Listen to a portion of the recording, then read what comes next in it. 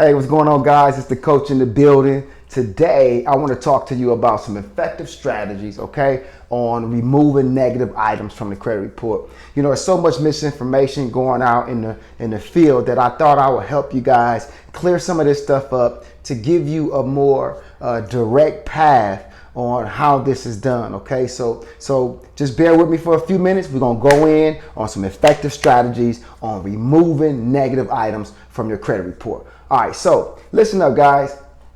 You know, some of you may not have negative items and some of you may have 100 negative items, right?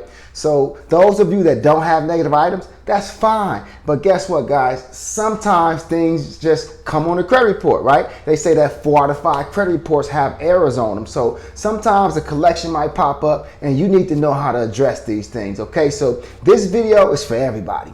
Now, listen. I promise you that there are so many different tactics and strategies on how to remove negative items. My goal is to keep it very simple for you, very direct, and give you some information that I've been doing for many of years. I've helped people get tens of thousands of items off their credit report. So I have some value for you today on how that was all done. All right, so first off, you know, the very first thing that you want to do is let's get your credit report, okay? You need credit monitoring. All right, so because you need to see what's on the credit report. This is very important, guys. And so I don't recommend, if you're gonna be doing any disputing, for you to look at Credit Karma, okay? Because Credit Karma only gives you 2 out of the 3 credit reports. You need to see the full picture, okay? You need your Equifax, you need your Experian, and you need your TransUnion credit report and scores, all right? You need to see all of them so you can be more effective in getting those items off the report. So I always recommend Identity IQ. Why? Because Identity IQ has a very good format. Everything is all on one page. You know, the credit reports and scores are side by side. And this is a very great teaching tool for you. A lot of the other credit monitoring sites, you know, they have, you know, you'll get a report over here, then you got to hit another button to see your TransUnion report. And that can come off as being a little confusing. And so I want you guys to not be confused. I want you to see what's there and I want you to get rid of it. So remember, credit monitoring is the very first step because we have to identify, guys, with what's on your credit report. Now, after you do that, great. The next one is you want to remove the old names and addresses from your credit report, okay? Because what happens is a lot of those old names and old addresses are tied to those accounts that you're going to see on the credit report. And if you get those old names and addresses off the report first, it's going to help aid in you getting those items off. Because see, with the credit bureaus, they have these identifiers, right? So your name, your date of birth, right? Your social security number, your address is another one, a factor in them being able to verify, so to speak, that it's your account. But when you remove these old name variations and addresses, that does not, that will help them or help you, be able to get that stuff off because they're not able to match those things up. I hope this is making sense for you, okay, guys? Now, there's a couple ways you can remove the old names and addresses. There's a letter that you can send and just say, you know, credit bureau, please, this is my name, this is my address. Please remove any other names and addresses from my credit report because I don't want to be a victim of fraud or identity theft. That's all you have to do. Write a letter to them, say that, and it should come off, okay? You also can call, okay? You can call them and let them know what your name is, what your address is, and tell them that, you know, remove anything else because you don't want to become a victim. Very simple, guys, all right? So let's get that part done first. Let's not skip that step, all right? So the next step is you want to find all the negatives that's on your credit report. So let's take a look at the credit report. Let's identify, guys, well, what's negative and what's not. And let's dispute it, okay? Let's dispute it, all right? So what's negative? Negative, all collection accounts are negative. Anything in public record is negative, right? Bankruptcies are negative. Listen, guys, if you were late 6 months ago, and you're still paying on, but you're paying on time now, is that negative? I'm asking you, is that negative? Of course it is, guys. So you have to dispute it. A lot of times people say, well, coach, I paid this off or I'm paying it down now. I haven't been late in 7 months.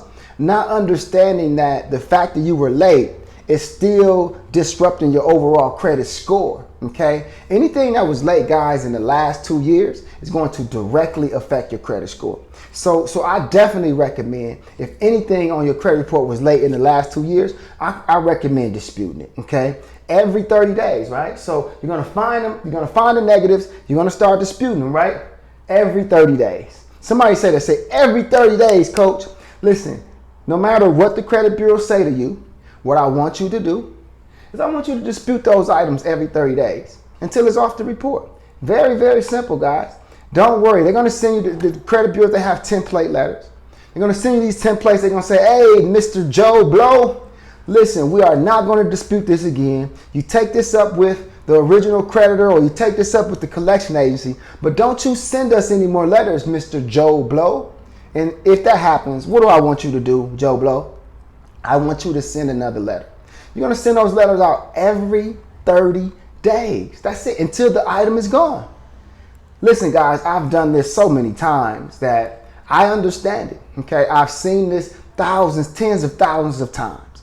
All you need to do is continue to dispute until those items are removed, right? Now, the dispute should specifically say, so I teach this, okay, guys, remember, there's hundreds, if not thousands of different tactics in disputing, okay? So I just simply ask the credit bureaus to verify this information or remove it from my credit report, okay? Because by law, the credit bureaus, guys, are supposed to verify every single item on the credit report. They can't just add a collection to your credit report or add a late payment without having documentation and something with your signature on it in their file cabinets. And so the contract between you and the collection agency or other people should be in the file cabinet of the credit bureaus. And it's not. And this is how and why it's removed from the credit report. And I said this, collections, like the collection agency as well is supposed to have a document, right, that you sign. And it's supposed to be in the credit bureau's file cabinet. If I'm not mistaken, most of you guys do not have a contract with a collection agency. None of you guys have ever signed a contract with a collection agency. So how is it possible that they're able to put this stuff on our credit report? Honestly, I don't know. But what I do know is that it shouldn't be there. And all you have to do is dispute it every 30 days, guys, until it's removed from your credit report.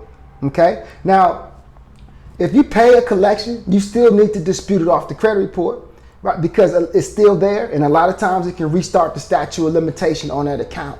Okay, so even if it's a paid collection, guys, it still should be removed because it's still negative, right? It's still a scar, right? You owe the person some money, you didn't pay them, and they put it on your credit report. You decided to pay them later, but it's still there.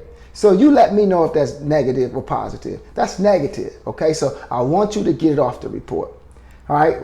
Fair enough? Every 30 days. Now, a couple more things, man. We got CFPB, right? This Consumer Finance Protection Bureau. So if you're having problems disputing, you know, I say after 6-7 months and you're not really getting any good resolve, you know, you could do a complaint here, okay? If you do a complaint at the CFPB, a lot of people have been getting great responses from this. A lot of things have been coming off the report just because they've been making that complaint, okay? Now, one more tip for you is the FTC, right? You can go to ftc.gov. If you've been a victim of identity theft, if you think somebody's been messing around, you know, using your name and things like that, what I recommend you do right away is you go to ftc.gov and you fill out you fill out a form online and you let them know that, hey, listen, this was not me, someone else did this, so please, you know, investigate this because I need this stuff off my credit report, okay? So it's real self-explanatory. You go on their site, you go through the motions, okay, guys? And this is a very effective tactic, okay? The credit bureaus do not like the CFPB, and they definitely don't like FTC, okay? And so in a minute, I'm gonna tell you guys, they're not gonna like me. That all rhymed, right? I know, that was corny. But in any event, guys, this is not corny. This is facts. I've done this tens of thousands of times. I've helped many people get to the next level. All I need you to do is get up and get this stuff done. All right, guys, listen. I hope all this made sense for you. If you got negatives on your credit report, dispute them because they're affecting you from getting access to capital, okay? They're affecting your credit scores. They're making your interest rates higher. Those negative items are. So I encourage you to get them all off as soon as possible. Listen up, guys. I am your financial strategist and your financial coach, Darvin Moore, and I'm out.